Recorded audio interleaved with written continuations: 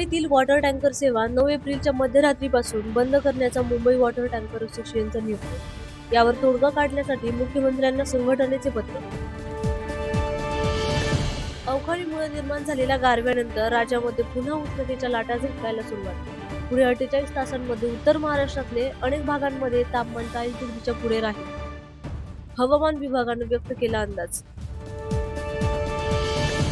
मुंबईकरांना पाणी पुरवठा करणाऱ्या धरणांमध्ये 33% पाणीसाठा शिल्लक। हे पाणी पावसाळ्यापर्यंत पुरणार नसल्यामुळे मुंबई महानगरपालिकेची आधीच राज्य सरकारकडे राखीव साठीच्या वापरासाठीची विनंती।